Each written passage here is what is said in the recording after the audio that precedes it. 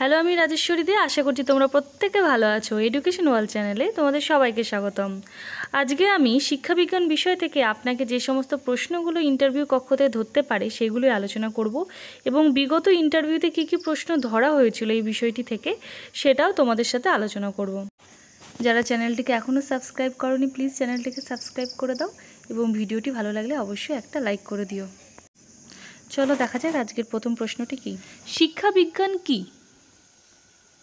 বর্তমানে শিক্ষা কথাটি ব্যবহার না করে তার পরিবর্তে শিক্ষাবিজ্ঞান কথাটি ব্যবহার করা হচ্ছে। শিক্ষা শব্দটি এসেছে সংস্কৃত শাস ধাতু থেকে, যার অর্থ শাসন করা, শৃঙ্খলিত করা, নিয়ন্ত্রিত করা ইত্যাদি। বিদ্যা শব্দ এসেছে বিদ ধাতু থেকে, যার অর্থ জ্ঞান অর্জন করা। শিক্ষা বিজ্ঞানসম্মত একটি সামাজিক প্রক্রিয়া। শিক্ষা শব্দের বিকল্প হিসেবে কখনো কখনো বিদ্যা শব্দ ব্যবহার করা হয়। ইংরেজি এডুকেশন শব্দের ব্যুৎপত্তিগত অর্থ, অর্থাৎ এডুকেশন শব্দটি কী করে আসলো। ল্যাটিন এডুকেয়ার শব্দ থেকে এডুকেশন শব্দটি এসেছে, যার অর্থ হলো প্রতিপালন করা, পরিচর্যা করা। অর্থাৎ শিশুকে পরিচর্যা করে জীব গঠনে উপযোগী করে গড়ে তোলা।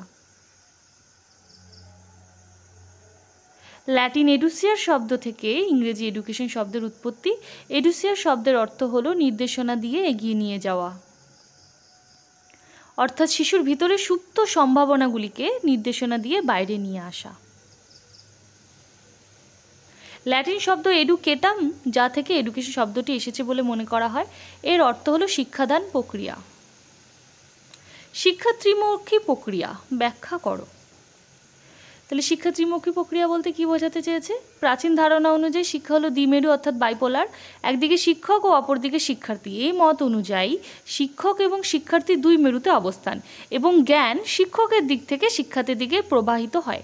আধুনিক চিন্তাধারা অনুযায়ী শিক্ষা ত্রিমেরু প্রক্রিয়া। এই তিন মেরুতে অবস্থান শিক্ষক, শিশু ও পরিবেশ। এই তিন মেরুর মধ্যে মিথস্ক্রিয়ার মাধ্যমে শিক্ষা সংগঠিত হয়। শিক্ষার গুরুত্বপূর্ণ উপাদানগুলি কী কী? শিক্ষার গুরুত্বপূর্ণ উপাদানগুলি হল শিক্ষার্থী, শিক্ষক, পাঠ্যক্রম, সহপাঠ্যক্রম ও পরিবেশ। শিক্ষা ব্যবস্থার উপাদানগুলি হল শিক্ষার্থী, শিক্ষক, পাঠ্যক্রম এবং বিদ্যালয়।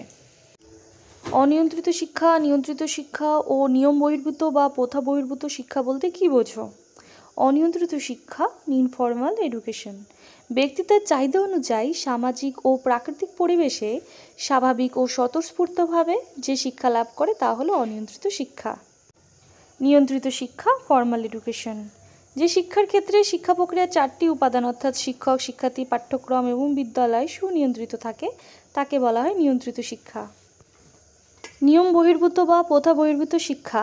নিয়মতান্ত্রিক বিদ্যালয়ের বাইরে যে শিক্ষা ব্যবস্থা পরিচালনা করা হয় তাকে বলা হয় নিয়ম বহির্ভূত শিক্ষা, নন ফর্মাল এডুকেশন। দূরাগত শিক্ষা অর্থাৎ ডিস্ট্যান্স এডুকেশন কী? দূরাগত শিক্ষা ব্যবস্থার মাধ্যমে শিক্ষক এবং শিক্ষার্থীর মধ্যে সরাসরি যোগাযোগ ছাড়াই শিক্ষাদান প্রক্রিয়া চলতে পারে। দূরাগত শিক্ষা প্রথা বহির্ভূত শিক্ষার একটি রূপ। কর্মরত ব্যক্তিরা দূরাগত শিক্ষার মাধ্যমে তাদের ব্যক্তিগত যোগ্যতা বৃদ্ধি করতে পারে। শিক্ষার্থীরা একাধিক বিষয়ে উচ্চশিক্ষা লাভ করতে পারে। বয়স্ক শিক্ষা কী? বয়স্ক শিক্ষা বলতে বয়স্ক সাক্ষরতাকে বোঝায়। অনেকে আবার একে সামাজিক শিক্ষাও বলে থাকে। বয়স্কদের স্বাক্ষর করে তোলার জন্য জাতীয় বয়স্ক শিক্ষা প্রকল্প নামে একটি প্রকল্প রচনা করা হয়। বয়স্ক শিক্ষা মানুষকে সামাজিক, অর্থনৈতিক দিক থেকে ও সাংস্কৃতিক দিক থেকে বিশেষ উপযোগী করে গড়ে তোলে। আজকে আলোচনা পর্ব তাহলে এখানেই শেষ করছি। ভিডিওটি ভালো লাগলে অবশ্যই একটা লাইক করে দিও এবং বন্ধুদের মাঝখানে শেয়ার করে দিও। আর কারোর মনে যদি কোনো ডাউট থাকে অবশ্যই কমেন্ট সেকশনে আমাকে কমেন্ট করে জানিও। যারা চ্যানেলটিকে সাবস্ক্রাইব করোনি প্লিজ চ্যানেলটিকে সাবস্ক্রাইব করে দিও এবং পাশে থাকা বেল আইকনটিকে প্রেস করে দিও। এডুকেশন ওয়ার্ল্ডের তরফ থেকে সবাইকে বেস্ট অফ লাক। ভালো থেকো সবাই।